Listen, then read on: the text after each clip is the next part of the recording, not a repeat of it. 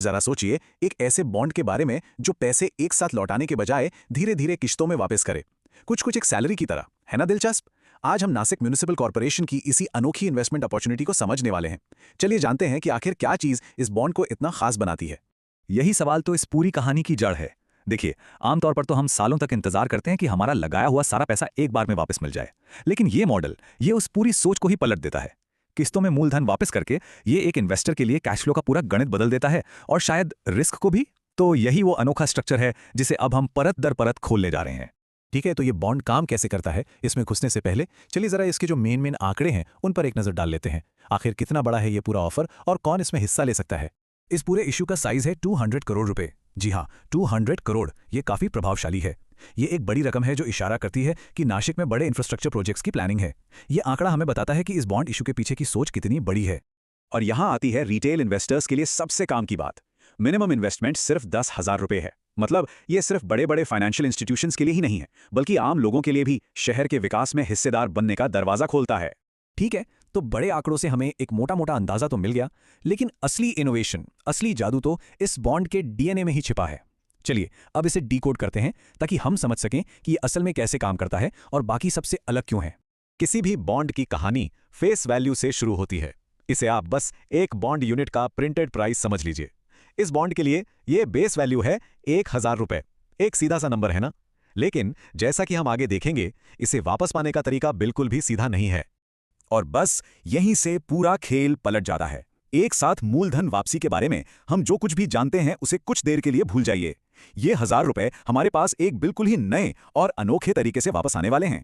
जरा इसे समझिए, 1,000 रुपए के बॉन्ड के बजाय यहां असल में 8 छोटे छोटे मिनी बॉन्ड्स हैं। मतलब 1,000 रुपए की फेस वैल्यू वाले हर एक बॉन्ड को 8 बराबर टुकड़ों में तोड़ दिया गया है। यही तो है इसका मुख्य मैकेनिज्म। एक बड़े पे आउट का इंतजार करने के बजाय हमें 8 छोटे छोटे पे आउट मिलेंगे। अच्छा, इन टुकड़ों का एक टेक्निकल नाम भी है, STRPP, यानी separately traded registered principal parts. हाँ, मुझे पता है नाम थोड़ा मुश्किल है, पर इससे घबराने की जरूरत नहीं है। बस इतना याद रखिए, 125 रुपए का हर एक हिस्सा अपने आप में एक यूनिट है, और यही असली गेम चेंजर है। हर हिस्से की अपनी अलग मैच्योरिटी डेट है। ये स्लाइड पूरे फर्क को एक बार में साफ कर देती है। देखिए बाईं तरफ पुराना तरीका, पैसा लगाया और फिर इंतजार इंतजार और सिर्फ इंतजार, एक बड़ी पेमेंट का। और दाईं तरफ नासिक का नया तरीका, आपका इन्वेस्टमेंट एक रेगुलर तय किश्तों में आपके पास वापस आता है। ये इन्वेस्टमेंट की दो बिल्कुल अलग अलग फिलॉसफी हैं। ठीक है, तो थियोरी तो समझ ली, लेकिन असल में पैसा वापस कब और कैसे मिलता है? चलिए एक इन्वेस्टर के नजरिए से इस पूरी रीपेमेंट जर्नी को समझते हैं, साल दर साल। पूरी टेबल देखने से पहले ये 3 खास बातें याद रखने वाली हैं। पहली, पेमेंट तुरंत शुरू नहीं होती, बल्कि तीसरे साल से शुरू होती है। दूसरी, एक बार शुरू होने के बाद हर साल एक पेमेंट मिलती है। और तीसरी, 10वें साल तक लगाया हुआ सारा पैसा वापस आ जाता है। तो यहाँ इसका प्रैक्टिकल ब्रेकडाउन है। अगर 10,000 रुपए का मिनिमम इन्वेस्टमेंट किया गया है, तो तीसरे साल से अकाउंट में हर साल 1,250 रुपए का एक पक्का फ्लो शुरू हो जाता है, जो 10वें साल तक चलता रहता है। हर लाइन STRPP A से लेकर H तक एक मैच्योरिटी को दिखाती है, मतलब उस खास साल में एक गारंटीड कैपिटल रिटर्न। ये एक अविश्वसनीय रूप से अनुमानित आय का स्रोत बन जाता है।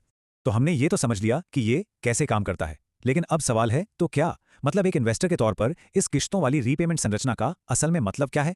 तो इससे सबसे बड़े फायदे क्या हैं? पहला, एक अनुमानित स्थिर इनकम स्ट्रीम मिलती है जो फाइनेंशियल प्लानिंग के लिए बेहतरीन हो सकती है। दूसरा, सारा पैसा पूरी अवधि के लिए लॉक नहीं होता, जिससे थोड़ी ज्यादा फ्लेक्सिबिलिटी मिलती है। और तीसरा, लगभग एक दशक में फैली हुई ये वापसी रिस्क को भी बांट देती है। एक ही मैच्योरिटी डेट पर सब कुछ दांव पर लगाने के बजाय हमारे पास 8 अलग अलग तारीखें हैं। ये कोट पूरी बात का सार है। इसे एक फिनिश लाइन की तरह नहीं, बल्कि 8 अलग अलग फिनिश लाइन की तरह सोचिए। हर एक को मैच्योरिटी बकेट कहा गया है। यही सेगमेंटेशन इसका सबसे बड़ा इनोवेशन है। ये एक पारंपरिक बॉन्ड को एक ही इन्वेस्टमेंट के अंदर मैच्योरिटी के एक पोर्टफोलियो में बदल देता है। और ये हमें भविष्य के बारे में एक बड़े सवाल पर लाकर छोड़ देता है। क्या ये जो हम देख रहे हैं, ये किश्तों में वापसी का मॉडल सिर्फ नासिक के एक बॉन्ड तक ही सीमित है, या फिर ये एक ब्लूप्रिंट हो सकता है कि पूरे भारत में शहर अपने इंफ्रास्ट्रक्चर प्रोजेक्ट्स को कैसे फंड करेंगे और आम इन्वेस्टर्स को अपने विकास में भागीदार बनाएंगे? खैर, इसका जवाब तो आने वाला वक्त ही बताएगा।